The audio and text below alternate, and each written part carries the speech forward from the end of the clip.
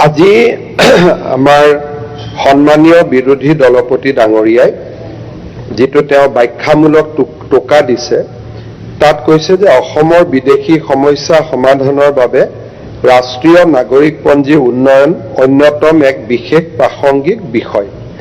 শেহতীয়াকৈ চৰকাৰে বহু লোকক বাংলাদেশলৈ পঠিয়াই দি আকৌ তেওঁলোকক ঘূৰাই আনি নিজৰ অস্পষ্ট স্থিতি ৰাজ্যক দেখুৱালে। সেয়েহে ৰাষ্ট্ৰীয় নাগৰিকপঞ্জীখন সম্পূৰ্ণৰূপে প্ৰকাশ কৰিব লাগে আৰু সন্দেহযুক্ত সকলক তেওঁলোকৰ ৰিজেকশ্যন স্লিপ দিব লাগে। বিদেশী সমস্যা সমাধানৰ বাবে অসম চুক্তিৰ ৫ নম্বৰ দফা সম্পূৰ্ণ ৰূপায়ণৰ বাবে NRCৰ কাম অতি জৰুৰীভাৱে সম্পূৰ্ণ কৰিব লাগে। অধ্যক্ষ মহোদয়, এই গোটেই বিষয়খিনিৰ ওপৰত আমি যোৱা কেইটামান দিনৰ ঘটনাৰাজিক সম্যকভাৱে বিশ্লেষণ কৰিব লাগিব। আমাৰ ৰাজ্যত সুপ্ৰিম কোৰ্টৰ নিৰ্দেশত NRC এখন প্ৰস্তুত কৰাৰ কাম হাতত লোৱা হয় আৰু NRC নিৰ্মাণৰ কাম সম্পূৰ্ণ হয়।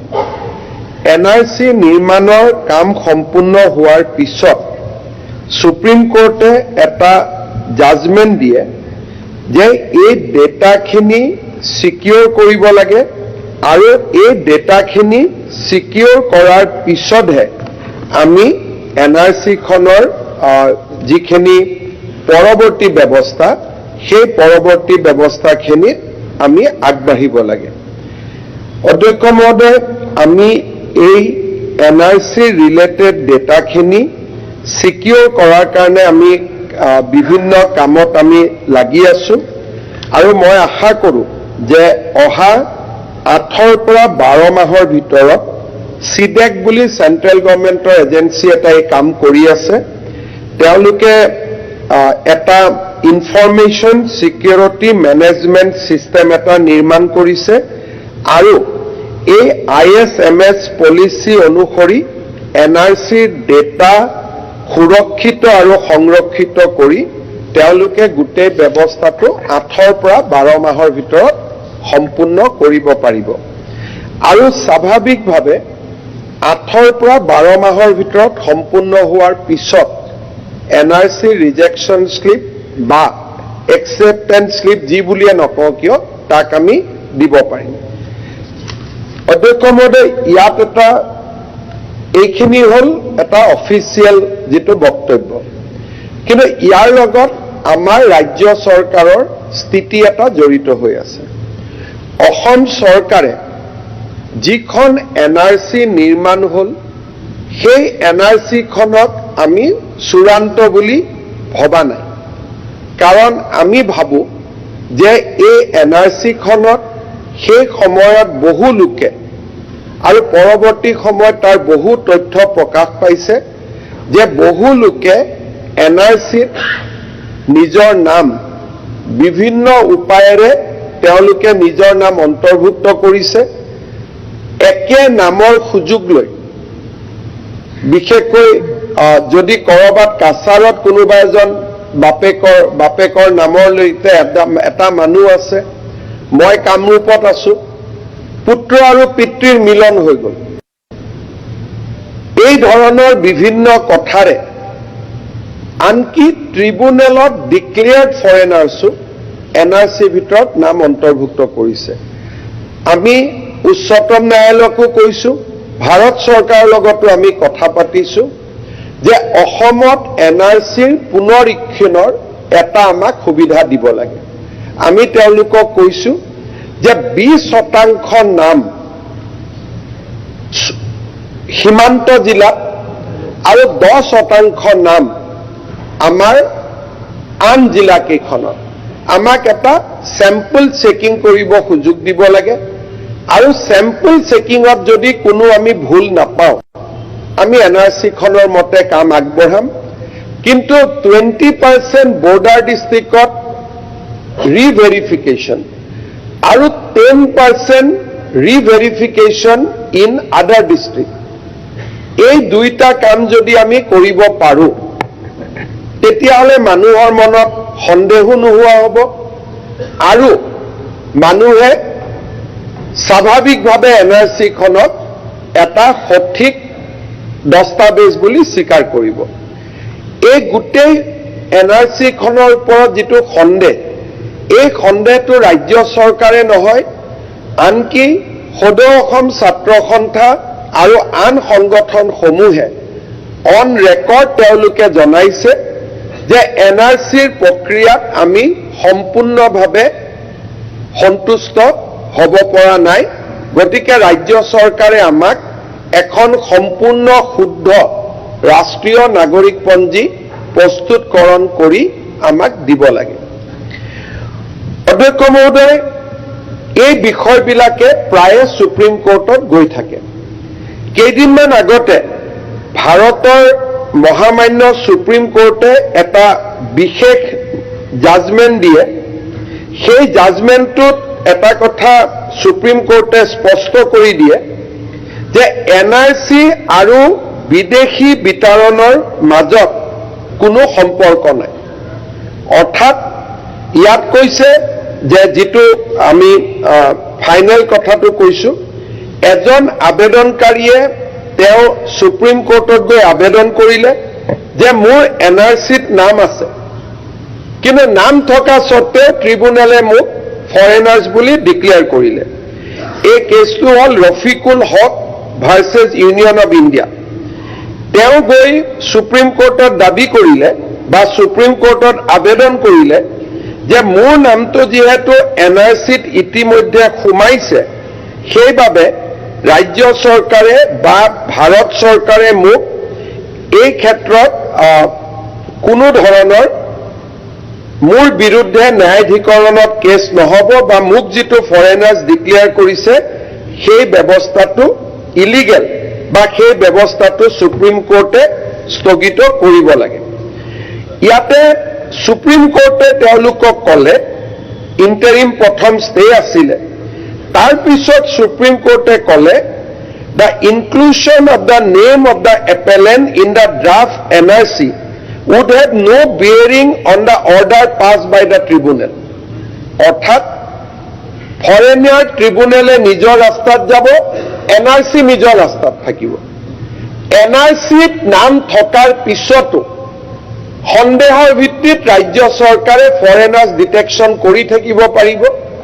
কোনোবা চাৰ্কুল অফিচাৰ এজনে NRC এখন বনাই দিয়া মানেই ৰাজ্য চৰকাৰৰ হাত ভৰি বন্ধ হৈ নাযায়। আমি বিদেশী চিনাক্তকৰণৰ কাম NRC-ত নাম থকাৰ পিছতো আমি বিদেশী চিনাক্তকৰণৰ কাম আমি অব্যাহত ৰাখিব পাৰিম। অধ্যক্ষ মহোদয়, কেতিয়াবা কেতিয়াবা আমি চৰকাৰক কথা কওঁ, মহামান্য সুপ্ৰিম কোৰ্টে চিটিজেনশ্বিপ 6A ওপৰত এটা জাজমেণ্ট দিলে। জাজমেণ্টত ক'লে যে 1971 উইল বি কাট অফ। তাক আমছুৱে আদৰণি জনালে, তাক কংগ্ৰেছ দলৰ বহুকেইজন বিধায়কে আদৰণি জনালে আৰু ছাত্ৰ সন্থায়ো আদৰণি জনালে যে এতিয়াৰ পৰা 71 উইল বি কাট অফ। অধ্যক্ষ মহোদয়, জাজমেণ্টটোক আমি আদৰণি জনালো, কিন্তু জাজমেণ্টৰ ভিতৰত লিখা কথাখিনি আমি কোনে কিমান ভাল কৰি পঢ়িলো তাৰ ওপৰত এটা প্ৰশ্নবোধক চিন থাকি যায়। সুপ্ৰিম কোৰ্টে এই জাজমেণ্টৰ সময়ত এটা কথা সুপ্ৰিম কোৰ্টে স্পষ্টভাৱে উল্লেখ কৰিলে, and this is a constitutional bench, সাংবিধানিক বিচাৰপীঠ এইখন। ইয়াতে 5জন সুপ্ৰিম কোৰ্টৰ জাজ আছিলে, chief justice DY Chandrachud, justice Suryakant Mishra, MM Sundaresh, Manoj Mishra আৰু JB পাদিৱালা। মাইনৰিটি জাজমেণ্টত JD পাদিৱালাই ক'লে যে 71 কাট অফ ইজ ৰং, কাট অফ ইজ 51, য'ত ভাৰতৰ লগত একে কাট অফ হ'ব। কিন্তু মেজৰিটি জাজমেণ্টে ক'লে যে cut off will be 1971। Assam চুক্তি অনুসৰি যিখন সংসদে চুক্তি বনাইছে তাক আমি ন্যায্যতা প্ৰদান কৰিছোঁ। এতিয়া আৰু 51লৈকে ঘূৰি যোৱাৰ প্ৰশ্ন নাই। 1971 will be the cut off year. Sir এই পাদ্ৰীৱালৰ যিটো কথা ক'লে এইটো নহয় আপুনি পিছত ক'ব 21ৰ পিছত 6ৰ 10 বছৰ থাকিব লাগে এই বিষয়ে পাদ্ৰীৱাল প্লিজ ৰিপ্লাইটো দিবলৈ দিয়ক না প্ৰতিটা কথা কিয় ইণ্টাৰাপ্ট কৰি থাকে বহক প্লিজ আগতে ৰিপ্লাইটো শুনি লওক পাদিৱালাৰ জাজমেণ্টটো মাইনৰিটি জাজমেণ্ট সেইটো ৰিজেক্টেড জাজমেণ্ট অলৰেডি ময়ে ক'লো তাত আৰু থিয় হৈ পেলাই যে মই বিশেষ জানো এইটোৰ বিষয়ে কোৱাৰ কি প্ৰয়োজন আছে এতিয়া প্লিজ সদনক আৰ্গুমেণ্ট কৰা হয় এতিয়া ভৰিপিক নষ্ট কিয় কৰি থাকে 4জনীয়া জাজমেণ্টে ক'লে যে 1971 ইজ কাট অফ গতিকে সদনত এইটো স্পষ্ট হ'ল যে সাংবিধানিক বিচাৰপীঠে ক'লে যে 1971 চন সীমা হ'ল অসম চুক্তিক ন্যায্যতা প্ৰদান কৰিলে কিন্তু সুপ্ৰিম কোৰ্টে এটা কথা বাৰে বাৰে ক'লে যে আমি জাজমেণ্ট দিছো কিন্তু 71ৰ পিছত অহা মানুহখিনিক কোনো কাৰণতে ক্ষমা কৰা নহ'ব তেওঁলোকক চৰকাৰে ডিপৰ্ট কৰিব লাগিব আৰু তেওঁলোকে ক'লে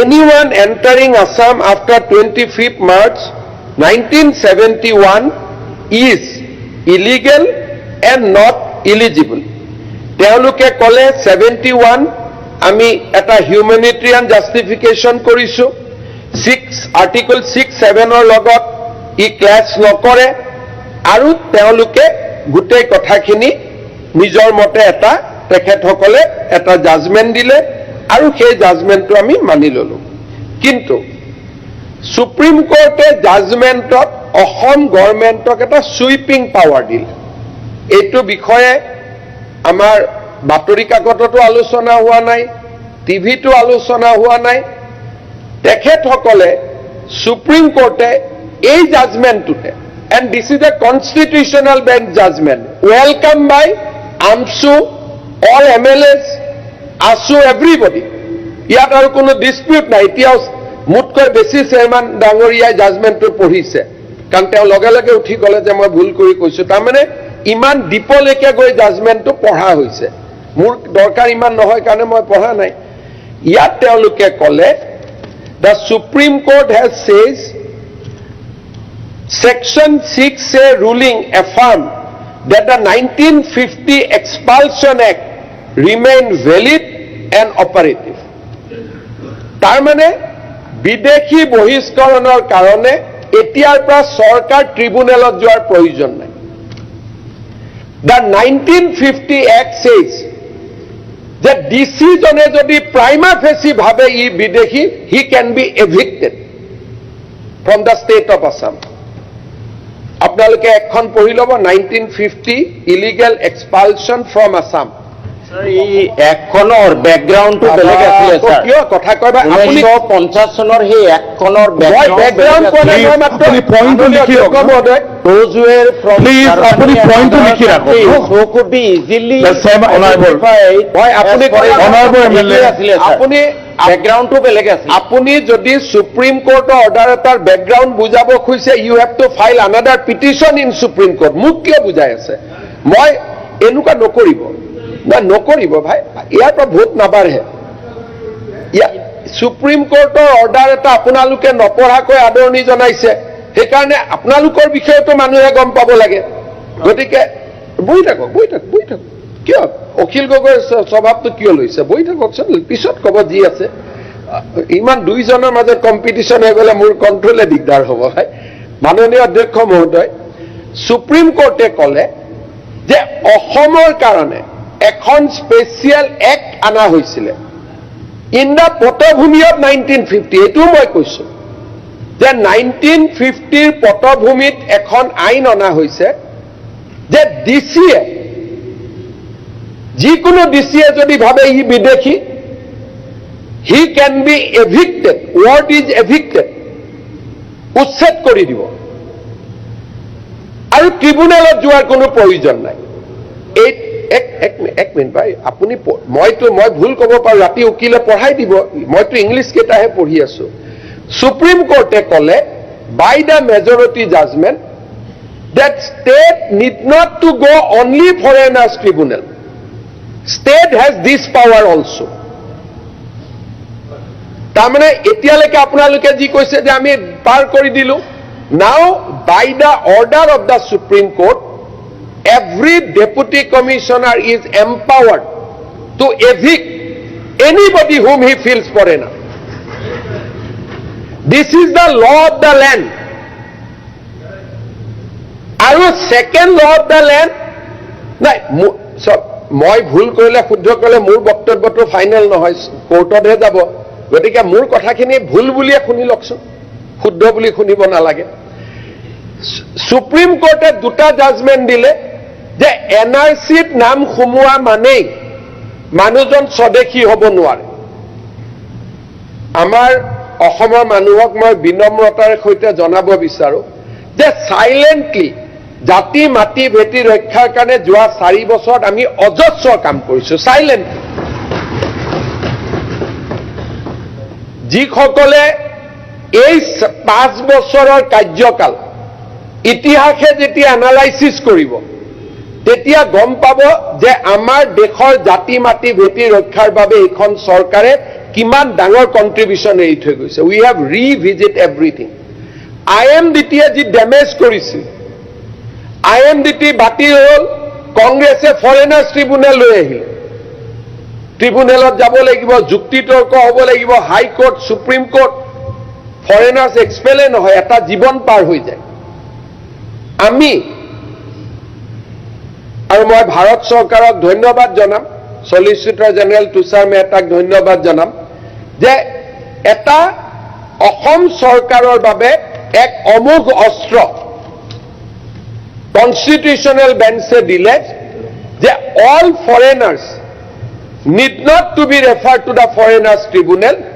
যদি মই প্ৰাইমা ফেচি ভাবো যে ফৰেনাৰ্ছ আলাপ আলোচনা কৰি থকা দৰকাৰ নাই, এভিক্ট them. So this power has been given to the state of Assam by Honorable Supreme Court. Central government already notify kori thoi dise 1950 যে all DCs are empowered.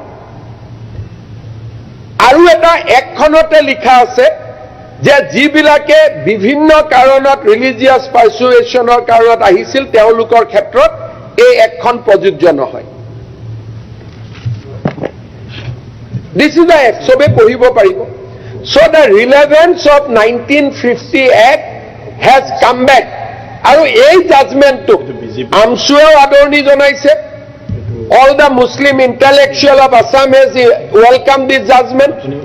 Congress, BJP, ASU, সকলোৱে judgment to adorni jonaise. So now state is empowered to evict people under the Illegal Expulsion Act 1950. গতিকে পুছবেক ই স্বাভাৱিক। ইয়াৰ পিছত justice উজ্জ্বল ভূঞা আৰু justice ওকাৰ কোৰ্টে ষ্টেটক সমালোচনা কৰিলে যে ইমানবিলাক বিদেশী আইডেণ্টিফাই হৈ আছে, আপোনালোকে এওঁলোকক কিয় পঠোৱা নাই। So there is a pressure from the state onto the state government from the Supreme Court also to act on expulsion of foreigners. মাননীয় অধ্যক্ষ মহোদয়, হয় আমি প্ৰচলিত আইনক সন্মান জনাব লাগিব। যেতিয়া আমি বিদেশীক বহিষ্কাৰ কৰি আছো, যোৱা মাহত 2-3জন SPয়ে তেওঁলোকে কোৰ্টৰ ষ্টে অৰ্ডাৰ থকা মানুহকো এক্সপাল কৰিছে। বাট ভুলটো ভুল। যি 2-4জনৰ সুপ্ৰিম কোৰ্টৰ অৰ্ডাৰ আছে, হাইকোৰ্টৰ অৰ্ডাৰ আছে যে তেওঁলোকৰ ওপৰত কোহেচিভ একশ্যন ল'ব নালাগে, তেওঁলোকক আমি কোহেচিভ একশ্যন আমাৰ প্ৰচেছটোত 2-4জন তেনেকুৱা মানুহকো 2জন মানুহক আমি পুছবেক কৰি দিছিলোঁ। But through the diplomatic channels, informal and formal, এই 2জন মানুহকে আমি ঘূৰাইও আনিছো। কিয় কাৰণে? We have to follow the supreme court order. আমি আইন মানিবই লাগিব। ডিউৰিং দিছ পিৰিয়ড আমি সৰ্বমুঠ 193 and 110 দুইটা যোগ কৰিলে কিমান হয়? অলমোষ্ট 330 মানুহক আমি পুছবেক কৰিছো আৰু এজনো উভতি অহা নাই আহাৰ কথা আহিবই নোৱাৰে আৰু দিছ পুছবেক উইল বি ইণ্টেনচিফাইড ই আৰু গতি ল'ব কাৰণ আমাৰ ৰাজ্যত যি ধৰণে পাকিস্তানী এলিমেণ্ট সোমাইছে বাংলাদেশৰ ফাণ্ডামেণ্টেলিষ্ট এলিমেণ্ট সোমাইছে ষ্টেটখনে নিজক বচোৱাৰ কাৰণে আমি আগতকৈ বেছি এক্টিভ হ'ব লাগিব আগতকৈ বেছি আমি প্ৰ'এক্টিভ হ'ব লাগিব সেইকাৰণে state government has decided that আমি illegal expulsion act we will bring that into the action আৰু ডিস্ট্ৰিক্টসকলে যাক বিদেশী বুলি ভাবিব without referring to the tribunal we will push back 2-3টা pushback success নহ'ব কাৰণ তেওঁলোকে ৰেজিষ্ট কৰিব 10টা ট্ৰাই কৰিম 2টা গ'লেও বহুত so deportation will now be a reality. NRC নাম থাকক না থাকক যদি আদাৰ এভিডেন্স থাকে NRC যিসকলে হৰ্ষ মণ্ডলৰ দৰে মানুহসকলে আহি অসমৰ বিৰুদ্ধে ইমান ডাঙৰ ষড়যন্ত্ৰ কৰিলে যে আমাৰ কোনো এখন পেপাৰ কোনো এখন টেলিভিছন এটা ট্ৰেক কৰিব নোৱাৰিলে হৰ্ষ মণ্ডল আৰু কেইজনমান ইয়াৰে লোকেল সো-কল সুপ্ৰিম কোৰ্ট এতিয়া কংগ্ৰেছৰ প্ৰেসিডেন্টৰ আগে পিছে ঘূৰি থাকে তেওঁলোকে মিলি এটা জাল বনাই পেলালে যে অমুক চন্দ্ৰমোহন পাটোৱাৰী আৰু ৰঞ্জিত দাসৰ বাপেক মাকৰ নাম একে তেওঁলোকে চেইন বনাই পেলাই মানুহখিনিক ইণ্ডিয়ানাইজ কৰি পেলালে we have done enough research in last 2 years যে কোন মানুহে এনেকে চলে বলে কৌশলে নাম সোমোৱালে আৰু মোৰ দিনত যদি হৰ্ষ মণ্ডল আহিলেতেন মইতো জেলত ঢালি দিলো যদি এনআৰচি মই মুখ্যমন্ত্ৰী থাকোঁতে হ'লেতেন মইতো তেতিয়া খালাচ কৰিলো through the process of law ইমান ডাঙৰ খেলা মই অসমৰ ভৱিষ্যতৰ লগত খেলিব নিদিলোৱে so much money has come during that period of time now we have documented all the evidences আপোনালোকে আচৰিত হ'ব অসমক লৈ কিমান ষড়যন্ত্ৰ চলি আছে we have find out Facebook account of almost 2600 ইছলামাবাদৰ পৰা চলে ৰিয়াদৰ পৰা চলে সৌদি আৰবিয়াৰ পৰা চলে তেওঁলোকে ৰাহুল গান্ধীকো ওয়েলকাম নকৰে কিন্তু অসমৰ এজন নেতাক ওয়েলকাম কৰে and I have documents মই 10-12 দিনৰ ভিতৰতে মই প্ৰেছত কিছু এনেকুৱা একাউণ্ট আনি দিম তেওঁলোকে দুটা কামতে টুইট কৰে ফেচবুক কৰে হয় পেলেষ্টাইনৰ ওপৰত নহলে অসমৰ ওপৰত বাকি আন কোনো কামৰ ওপৰত নকৰে আমাৰ ওপৰত অসমত খিলঞ্জীয়া আৰু মই মুছলিম মানুহ খিলঞ্জীয়া নহয় বুলি নকওঁ খিলঞ্জীয়া বুলি ক'লে it is a secular definition খিলঞ্জীয়া ভাৰতীয় হওক অসমীয়াই হওক বহুত ডাঙৰ ষড়যন্ত্ৰ আৰম্ভ হৈছে and we have to register it through the process of law Debabrata Saikia ডাঙৰীয়াই কৈছে ঘূৰাই আনিছে ঘূৰাই অনাৰ প্ৰশ্নই নাই we are pushing back এতিয়াও 35 জনক ৰেডি কৰি থৈ দিছো পানীৰ কাৰণে পুছবেক কৰিব পৰা নাই পানীটো কমিলে পুছবেক এতিয়াও 35 জন ৰেডি হৈ আছে যেটো ইয়াত কৈছে যে তেওঁলোকক ঘূৰাই আনি নিজৰ অস্পষ্ট স্থিতি ৰাজ্যক দেখুৱালে স্থিতি বহুত স্পষ্ট বহুত বেছি স্পষ্ট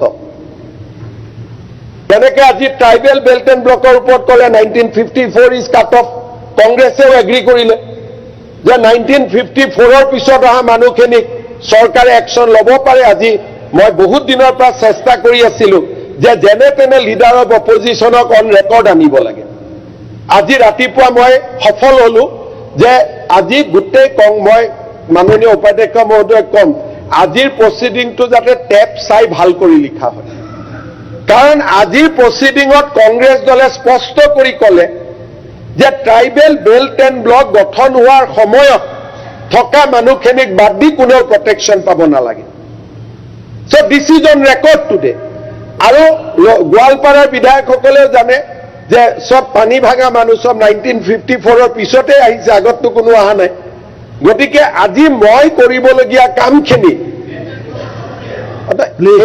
আৰু মই য'ত পৰে কৈছো সেইখিনিতো ফৰেষ্টত পৰে। মই গোটেই অসমতে কৈছো যে যাতে এটা ৰেকৰ্ডত যায় যে আজি বিধানসভাত সন্মতি হ'ল protected class tribal belt and block গঠন হোৱাৰ আগৰ জেনেৰেল মানুহ, বাকীখিনিক চৰকাৰে পুছ কৰিব পাৰে। তেনেকে বিধানসভাটো মই বিৰোধী দলৰ প্ৰতি ক'ব খুজিছো, আমাৰ স্থিতি অস্পষ্ট নহয়, স্পষ্ট। কিন্তু যদি কোনোবাৰ সুপ্ৰিম কোৰ্টৰ ষ্টে অৰ্ডাৰ আছে তাক আমি ডেফিনেটলি মানিব লাগিব। আমাৰ অসমত কি হৈ আছে মই আৰু এটা উদাহৰণ আপোনালোকক দিব খুজিছো। আপোনালোকে কয় মানুহক ভোটাৰ কৰি ৰাখিছে। আপোনালোকক মই দুটা ডাঙৰ উদাহৰণ দিব খুজিছো যে কেনেকে আমাৰ অসমত Abdul Malik Dabkar, he is a declared foreigner. Abdul Hannan মুৰাদাৰৰ, he is a declared foreigner. Abdul Karim Lankar declared foreigner. Abdul Khalek Lankar declared foreigner. Bilal Hussain Dabka declared foreigners. নিজৰ নামটোত এ আৰু ই বদলাই পেলাই গোটেই কেইজনে ভোটাৰ লিষ্টত নাম ৰাখি থৈ দিছে, দিও নহয় ভোট মাৰি আছে। ডিক্লেয়াৰ্ড ফৰেনাৰ্ছে ভোট দি আছে। এই পাঁচটা মই মাত্ৰ নাম দিলো, this is the epic number DCS 89375551, DCS 102657 CBD 22209394, these are the epic number. Declared foreigners নিজৰ নামটো অকণমান বদলাই পেলাই ভোটাৰ লিষ্টত নাম সুমুৱাইছে। BLOৱে সহায় নকৰে, চিষ্টেম হাতত আছে আৰু ভোটাৰ লিষ্টলৈ আধাৰ কাৰ্ড বনাইছে। ইফালে কেছু চলি আছে। স্যার এই ডিক্লেয়ার ফরেনারজনের মা দেউতা ভারতীয় হিসেবে ভোট দি আছে, ককা দেউতাও দি আছে, নানা নানিও দি আছে। মই কৈছো ডিক্লেয়ার ফরেনার্স কৰে জাজৰ ওপৰত মই কি তাকে এইটো বিশ্লেষণ কৰাৰ দৰকাৰ আছে। FT যি জাজমেন্ট বিলাক হৈ আছে তাতে বিশ্লেষণৰ প্ৰয়োজন আছে। যে FT জাজমেন্টক বিশ্লেষণ কৰাৰ অধিকাৰ অসমৰ মুখ্যমন্ত্ৰী নাই। উই আৰ এ ডিচিৰ মতে পাৰিব, কৰিব পাৰে।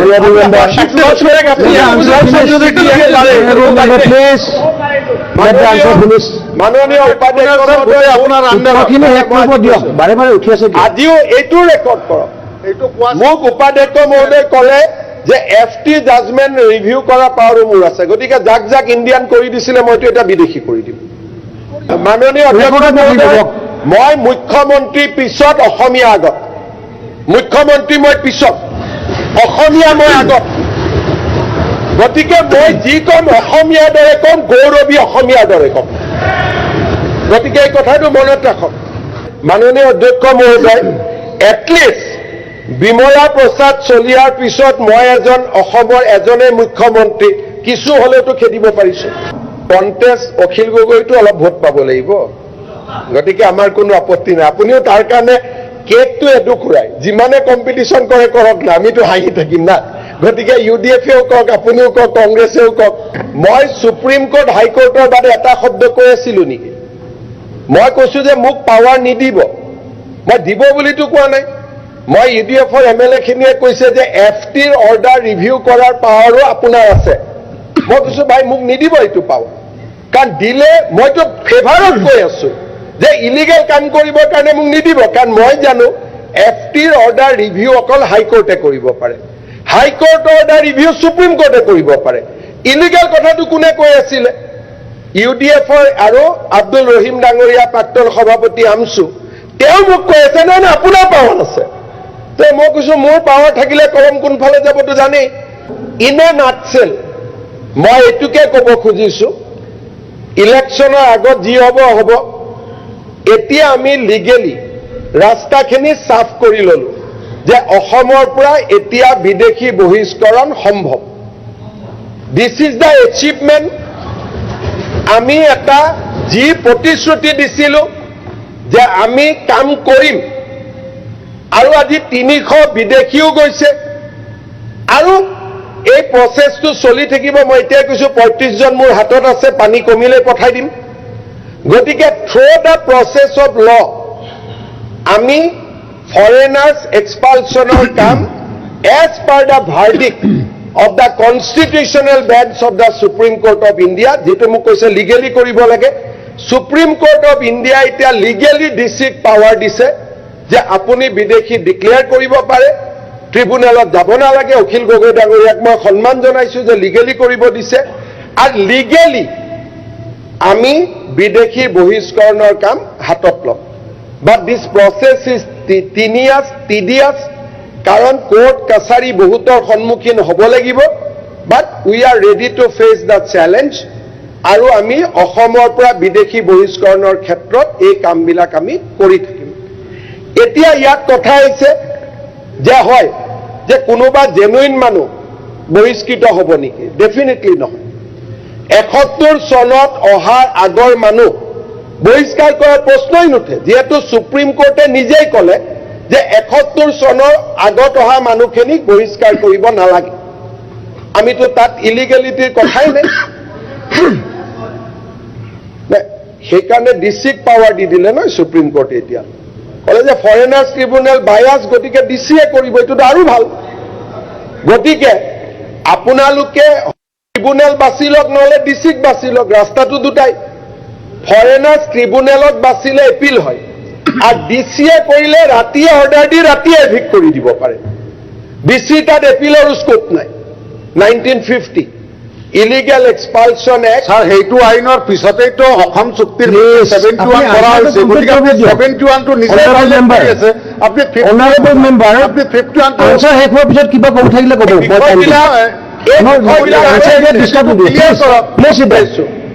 এই বিষয়বিলাক আনিছে কোনে? আপোনালোকে আনিছে কাৰণে মই ক'ব সুযোগ পাইছো। মইতো ৰাতিপুৱা ভূপেন হাজৰিকাৰ ওপৰত কম বুলি আহিছিলো। আপোনালোকে নিজে খজুৱাব, যেতিয়া নিজৰ গাত খজুৱতিটো পৰি যাব তেতিয়া আপোনালোকে জপিয়া জপি কৰি থাকিব, এইটোতো নহয়।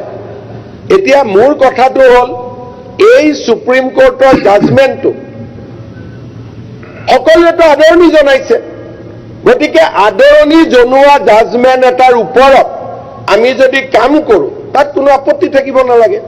যদি মই জাজমেণ্টটো ভুল কৰি পঢ়িছো মোক শুধৰাই দিব, আৰু ভুল কৰি পঢ়িলেতো মই একো কাম কৰিব নোৱাৰো। কিন্তু সুপ্ৰিম কোৰ্টে স্পষ্টভাৱে কৈছে যে ইলিগেল এক্সপালছন এক্ট 1950 ইজ ভেলিড, আৰু গভৰ্ণমেণ্টে ইচ্ছা কৰিলে ফৰেনাৰ্ছ ট্ৰিব্যুনেলত নোযোৱাকৈও তেওঁলোকে ইলিগেল যি ফৰেনাৰ্ছ আছে হু কেম বিফৰ, ইয়াতে আছে মই পঢ়ি দিছো, power to order expulsion of certain immigrants. If central government is of the opinion that any person, class, person having been ordinary resident in India, whether before, after commencement of this act came into Assam, and they stay of such person of class of person in Assam detrimental to the interests of the general public of India, direct such people or class of person to remove himself, give such further direction, removal from India and Assam.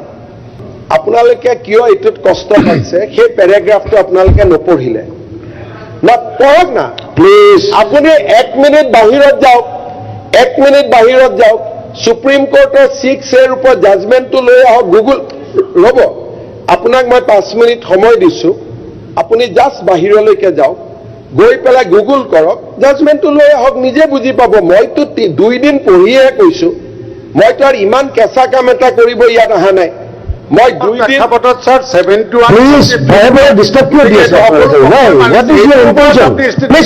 কৰক।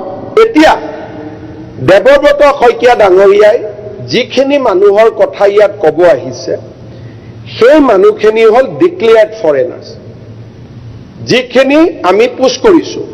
By tribunal or the Supreme Court? I want to get clarified.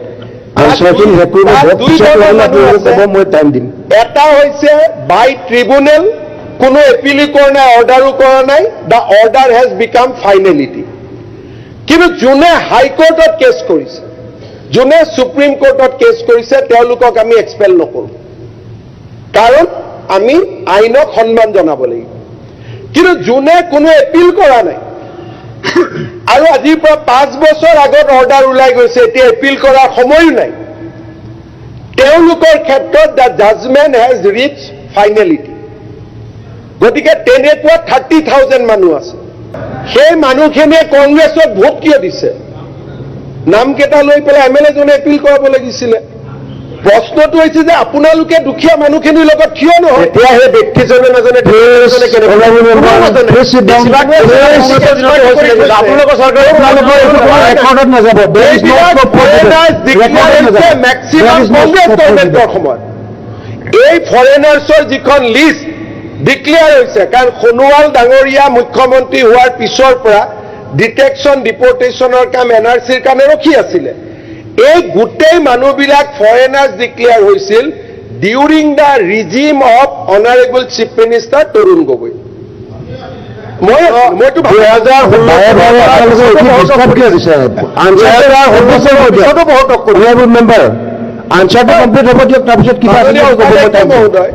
অধ্যক্ষ মহোদয়, এজন বিধায়কক ৰাইজে কিয় vote দিয়ে? যে তেওঁৰ সমষ্টিৰ কোন মানুহ কষ্টত আছে। আজি গোটেই কেইজন বিধায়কে, আমাৰ তাত তেনেকুৱা মানুহ নাই, গোটেই কেইজন বিধায়কে যদি তালিকা এখন বনায়, এজন উকিল লগাই কোৰ্টত গ'লহেঁতেন, সমস্যা নাই। এতিয়া আপোনালোকৰ ইনএকশ্যনটো মোক কিয় দুখ দিয়ে? এই দুখীয়া মানুহখিনিৰ লগত আপোনালোক থিয় নহ'ল। আপোনালোকৰ চৰকাৰৰ দিনত তেওঁলোকৰ কেছ গ'ল ফৰেনাৰ্ছ ট্ৰিব্যুনেলত। আপোনালোকৰ চৰকাৰে মানুহক দি ভোটাৰ পাতিলে। এতিয়াতো মইতো কৰিম বুলিহে কৈছো, মইতো একো কৰাই নাই আজিলৈকে। যিখিনি ডিভোট হোৱা নাই, আপুনি অভিজ্ঞ ইমান জানে, আপুনি কওকচোন ডিভোট কেতিয়া হৈছে? ভালকে জানে অসমত আটাইতকৈ বেছি দুই ভোটাৰ 2001 চনৰ পিছত হৈছে, কাৰণ ময়ে আছিলো নহয়।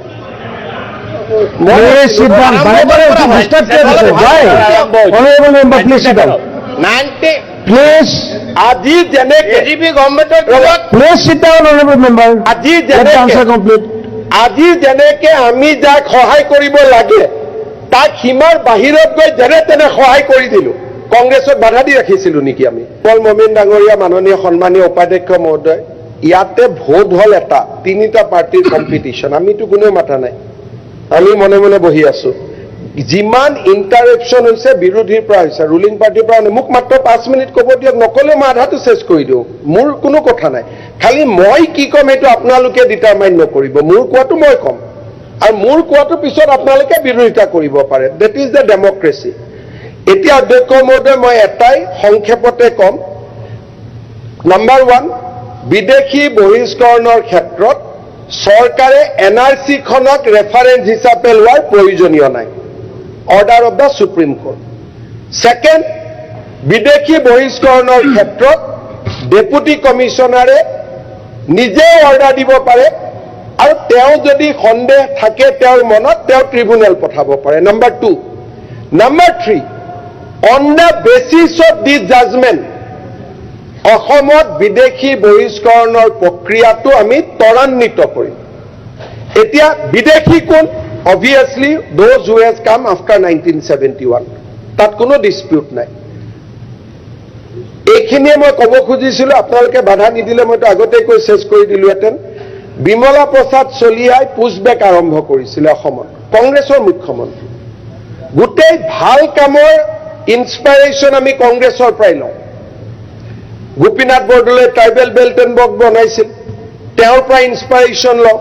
বিষ্ণুৰাম মেধিয়ে এভিকশ্যন আৰম্ভ কৰিছিল, আমি তেওঁৰ পৰা প্ৰেৰণা লওঁ। বিমলা প্ৰসাদ চলিহাই পুছবেক কৰিছিল, আমি তেওঁৰ পৰা প্ৰেৰণা লওঁ। তৰুণ গগৈ ডাঙৰীয়াৰ দিনত ডি ভোটাৰ NRC হৈছিল, তাৰ পৰা আমি প্ৰেৰণা লওঁ। গতিকে গোটেই ৰেকৰ্ডখিনিতো সেইটো ফালে আছে। এতিয়া আমি ৰেকৰ্ড বনাবহে খুজিছো, মইতো এটাও ভুল কোৱা নাই, ইতিহাসৰ পৰা কৈছো। এতিয়া আমি আৰম্ভহে কৰিব খুজিছো। আজি বিষ্ণুৰাম মেধিয়ে যিমান এভিকশ্যন কৰিছিলে, হিমন্ত বিশ্ব শৰ্মাই তাৰ 10%টো কৰা নাই।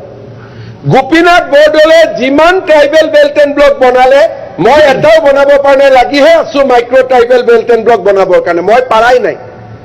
আৰু তৰুণ গগৈ চৰকাৰৰ দিনত যিমান মুছলমান মানুহে কোৰ্ট কাছাৰীত যাব লগা হৈছিল, ট্ৰিব্যুনেল, খেদা খেদি, বৰ্ডাৰ পুলিচ, যোৱা 5-6 বছৰ NRC হৈ থকাৰ কাৰণে সকলো শান্তিতে আছে।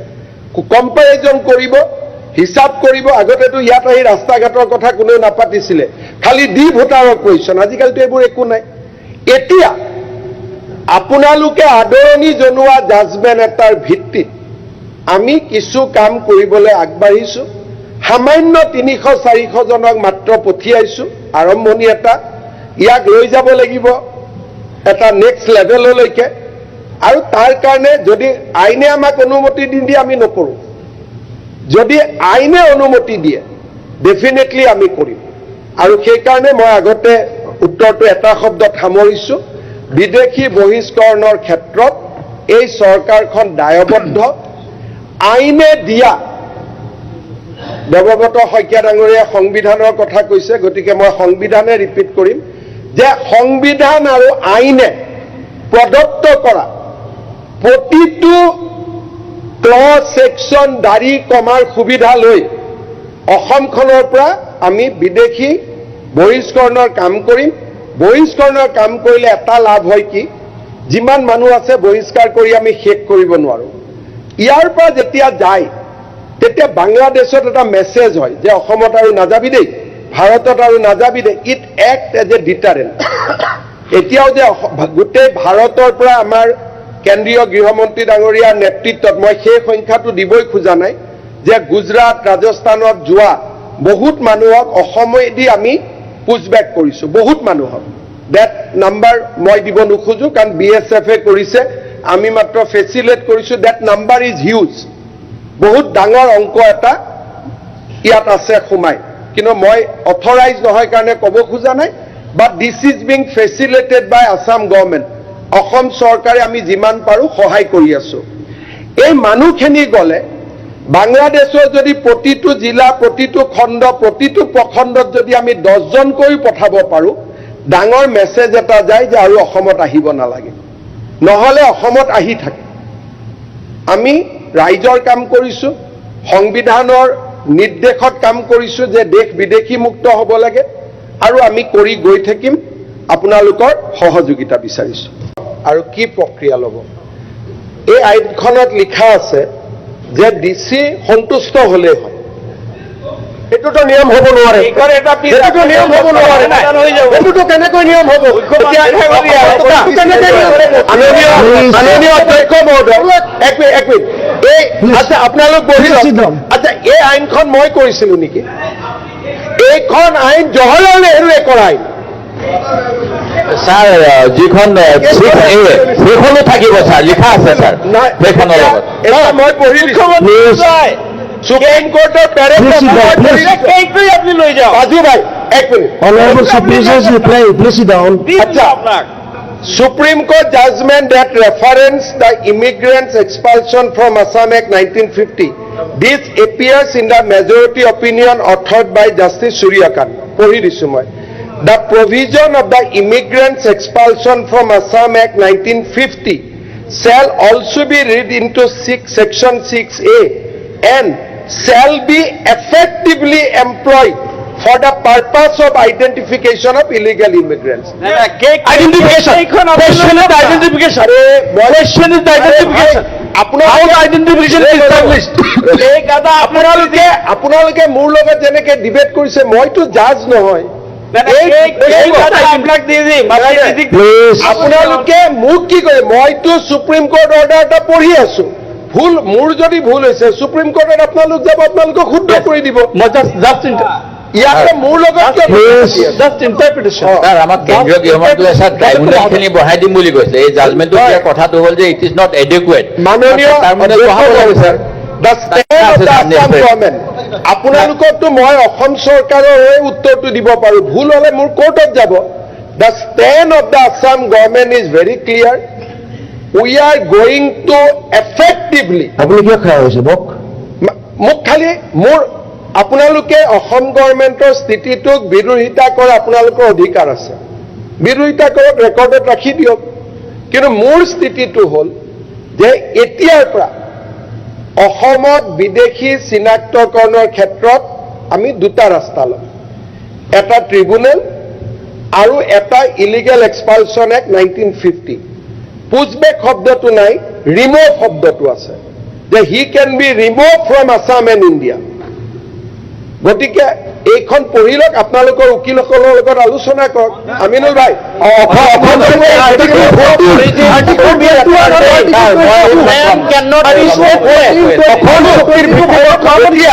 মই আৰু এটা বেলেগ লাইনত আমাৰ এক মিনিট আপোনালোকে ক'ব ইমান মাত্ৰ থব 21 ক'ত যাব আৰু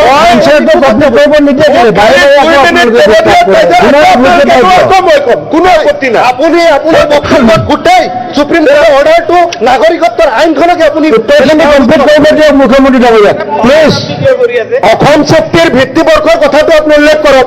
কৰি আছো, অসম চুক্তিৰ ভিত্তিবৰ্ষ নিদিয়ে আকৌ মাজত কেনেকে এটা ডাঙৰ কথা এটা ক'ব খুজিছো ৰফিকুল চাহাবৰ কথা। ৰফিকুল ইছলাম চাহাবে ইমান দেৰি আগতে এটা বৰ আপুনি ডাঙৰ পইণ্ট ক'লে। আপুনি কৈ গম পাইছে নে নাই যে আপুনি ক'লে বুলি কথাটো? আপুনি এটা ডাঙৰ কথা ক'লে, নাগৰিকত্ব সন্মান মূল্যৱান সম্পদ ক'লেনে? আমিতো নিজৰ থকা নাগৰিকত্ব এৰি দিছো, কংগ্ৰেছ দলে এটা ফেমিলি 4টা 3টাই নিজৰ নাগৰিকত্ব এৰি দিছে, নালাগে বুলি। গতিকে কংগ্ৰেছৰ কাৰণে নাগৰিকত্ব মূল্যৱান সম্পদ হ'বই নোৱাৰে। কংগ্ৰেছৰ কাৰণে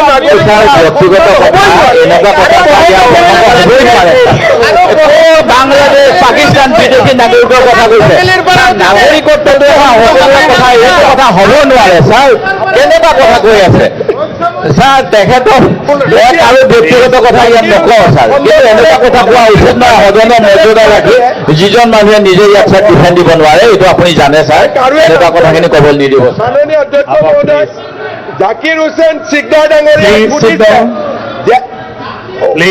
বাবা অখিল গগৈ বেমাৰটো কিয় লৈছে? একে ৰচিদ চাপ কিবা নতুন ঘটনা হৈ গ'ল নেকি? আজি ইমান জঁপিয়াই আছে বক। আপোনালোকৰ কথাটো জাকিৰ হুছেইন চিকদাৰে সুধিছে অসম ভিত্তিবৰ্ষ কি হ'ব 1971। তাত আমি কম্প্ৰমাইজ নকৰোঁ। যিটো কৈছে অসম চুক্তি, অসম চুক্তি। খালি এই কথাটো যদি মোৰ ভুল হৈছে, আপোনালোকৰ উকিলৰ লগত কথা পাতি কালি মোক লিগেল অপিনিয়ন দি দিব। মোৰ মনটো অপেন আছে। সুপ্ৰিম কোৰ্টৰ জাজমেণ্ট, যাক আপোনালোকে আদৰণি জনাইছে, বিৰোধিতা কৰা নাই, আপোনালোকে আদৰণি জনোৱা জাজমেণ্টটোত লিখা আছে যে অসম চৰকাৰে এতিয়াৰে পৰা উইল নহয়, মে নহয়, ইলিগেল এক্সপালচন এক্ট 1950 বিদেশীৰ ক্ষেত্ৰত ব্যৱহাৰ কৰিব পাৰিব। ভাল উকিল আছে, কালি আপোনালোকে কথা পাতি মোক অপিনিয়নটো আনি দিয়ক যে মোৰ ইণ্টাৰপ্ৰিটেশ্যনটো ভুল হৈছে, মই মানি ল'ম, কোনো কথা নাই। খালি মই ইমানে অনুৰোধ কৰিম, কাৰণ আজিতো ডিবেট চলি থাকিব, আজি ৰাতি কোনোবা এজন ভাল উকিলৰ তাত যাওক, কথা বতৰা পাতক, পাতি ৰিটেন অপিনিয়ন এটা মোক আনি দিয়ক যে সুপ্ৰিম কোৰ্টে কোৱা কথাটো মই কোৱাটো ভুল। মানুহ মাত্ৰেই ভুল হয়, কিন্তু যেতিয়ালৈকে মই শুদ্ধ বুলি ভাবি থাকিম, পুছবেক চলি থাকিম। আৰু যিদিনা Uzbek is against international declaration of human rights. Man cannot be stateless. He is the head of the state. Thank you. He cannot go against the international Place of origin should be ascertained. একদম And the country should accept. Chairman সাহেব, please second ৰাস্তাটো হৈছে মোক ইয়াত হৰুৱাই দিয়ক। দুটা, এটা হ'ল হয় জাজমেণ্টটো ভুল বুলি প্ৰমাণ কৰি দিয়ক, নহ'লে মোক মুখ্যমন্ত্ৰী আসনৰ পৰা ডেমক্ৰেটিকেলি গুচাই দিয়ক।